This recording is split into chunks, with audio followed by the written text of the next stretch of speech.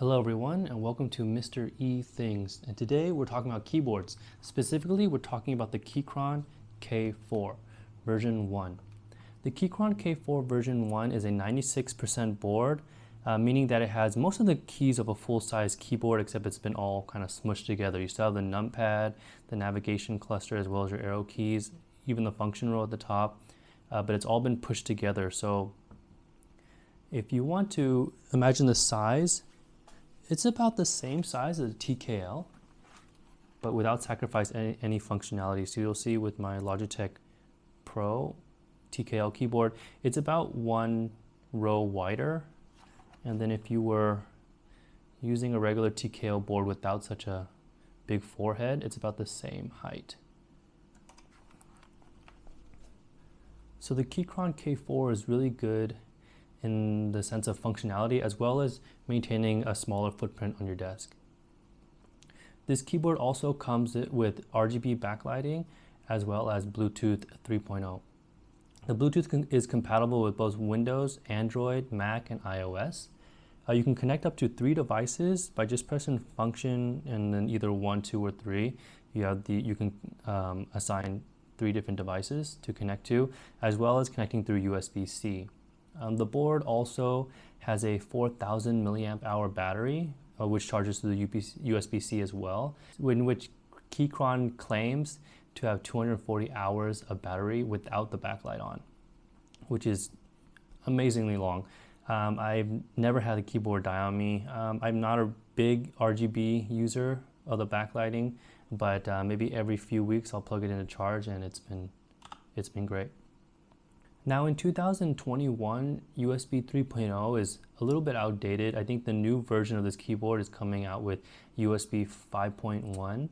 I never had much problems with the USB 3 as far as connection goes. I mean, it switches between devices very quickly. But if you're typing very fast, like if I'm doing typing tests, I will notice that sometimes it will, do double presses, or even have it where the Bluetooth will lock up and you'll get like a string of like one letter. So that's a little bit annoying, but for normal productivity and office work, stuff like that, you're not going to have a problem with this board unless you're really competitive. If you're doing competitive gaming, I wouldn't recommend using this with the Bluetooth. I would use a wired connection. Now the appearance of this board really caught my eye when I first saw it, not just because of the layout, but also the color scheme. I really like these this earthy gray and brown tonation. You can get the regular colors on the escape and this function light key, but I like the orange accents. I think it just makes it a little bit more unique. You also get the Windows version of these keys. So right now I'm using the Windows and Alt key, but in the box, or actually it comes already installed with the Windows version of these keys. You just switch to Windows or iOS, Windows or Mac. With this on the side panel, you can just switch between Windows at the top and then Mac and iOS at the bottom. And then on the top you have Bluetooth connection off in the middle, and then there's a cable connection. So these keycaps are really nice in that they have a really nice legend. It doesn't look too gamery, which is one of the reasons why I upgraded or moved on to this after my Logitech, is I didn't really want that gamery font. So it can go really low key, like if you brought it into an office space or to work with other people, it's not going to scream gamer. But at the same time, it does have that RGB backlighting, which is sometimes nice when you are gaming, but also in low light. So let's go ahead and check out this backlighting. So it has 15 RGB modes. So if I do use it, it's gonna be on the solid color. I'm not a big fan of the crazy backlighting. Some people say that the backlighting is a little bit dark on here, but I find it's fine. It's perfectly legible. It's not like I need to see the RGB in daylight. But yeah, one negative thing that people have said about this board is that the RGB is not very strong.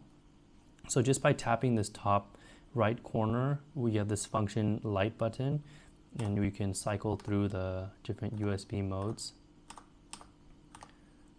Like I said, I don't really use these, but it's there. They also sell just a white LED one, which I would have got if it was available, but this is the one they had at the shop. You can also hold the function and the arrow keys left and right to change the colors. And you also have the F5 and F6 to be your keyboard brightness. Okay, so although the keycaps are nice in their appearance, one strong negative I have with this board is the actual keycap material. It's made out of ABS, and not just ABS, it's a very thin ABS.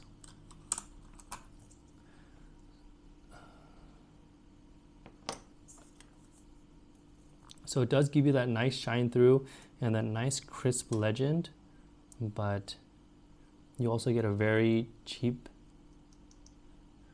feeling.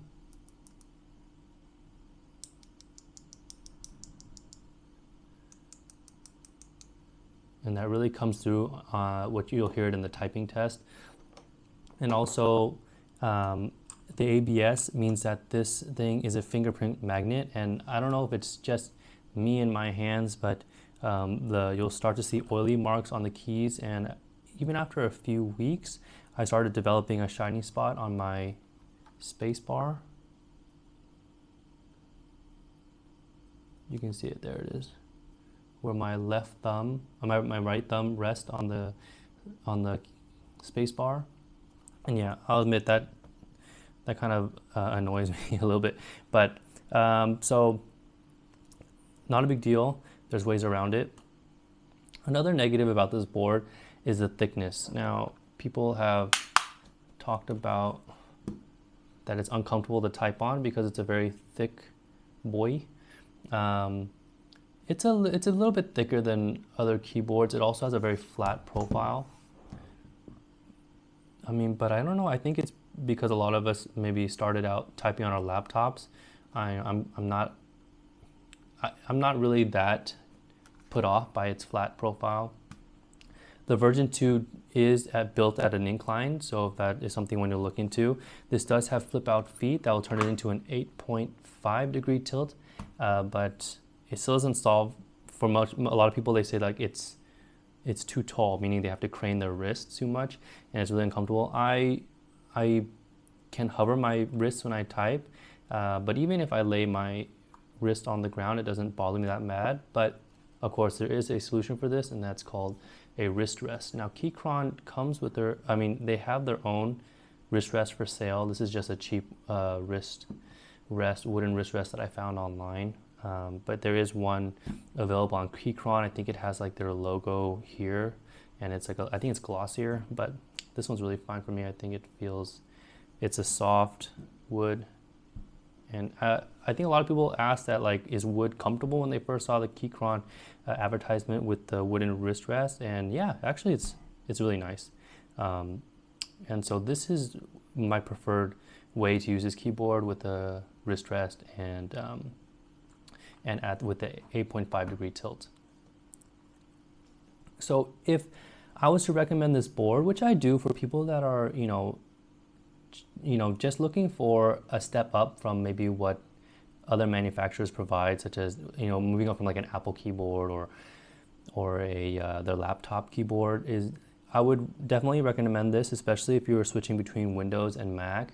But there are some upgrades that I would recommend. So another thing about this keyboard is that the stock stabilizers are really bad. They're not bad, but they're definitely not good.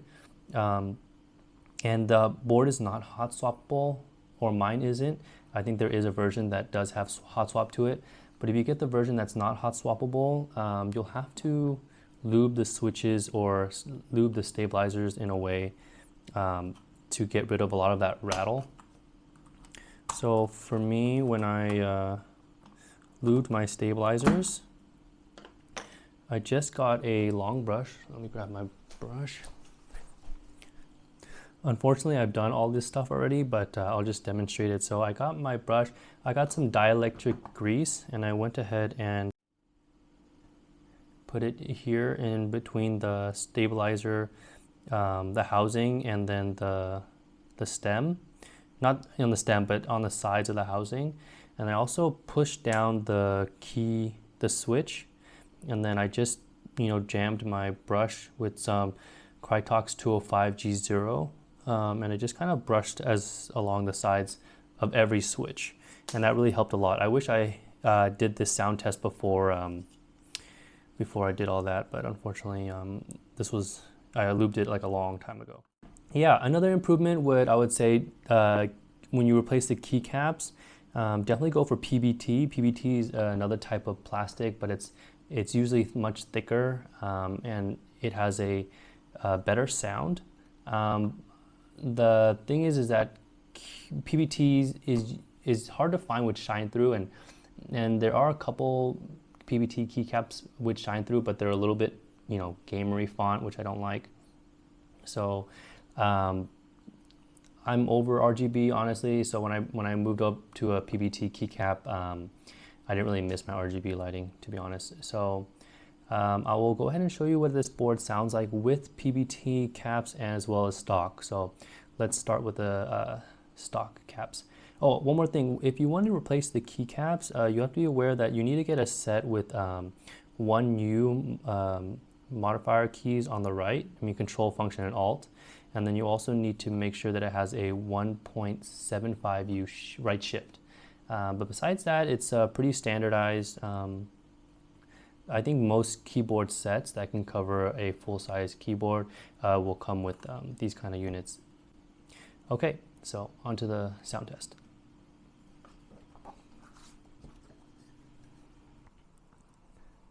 Okay, one last thing. I forgot to talk about the switches.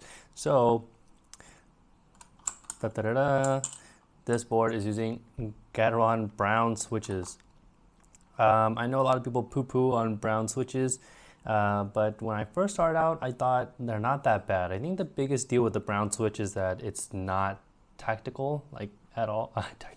It's not tactile at all. If anything, it's extra scratchy linear. But I don't feel like it's a bad typing experience at all. When I first started using a mechanical board, I think I had a clicky blue board because I liked the sound, but then people got annoyed of how loud it was. So I was looking for something that wasn't clicky.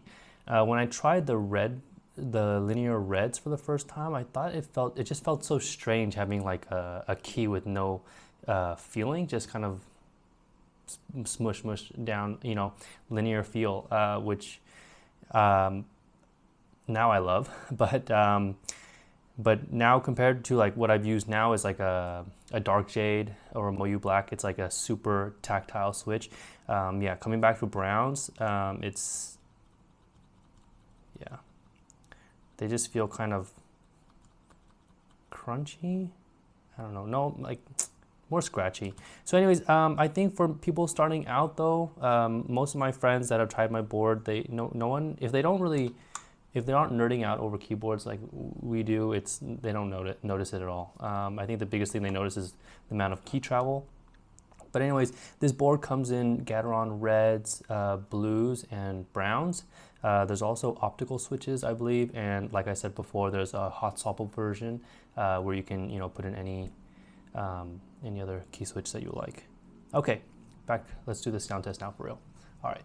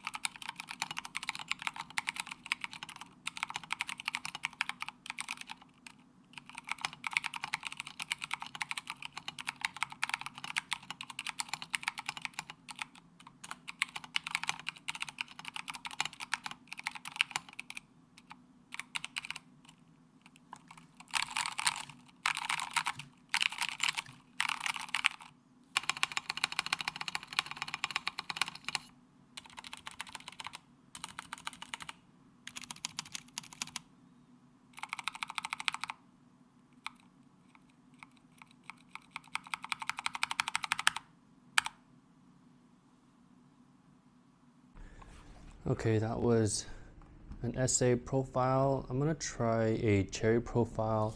I have a cherry 909 cherry profile set that I will try out next.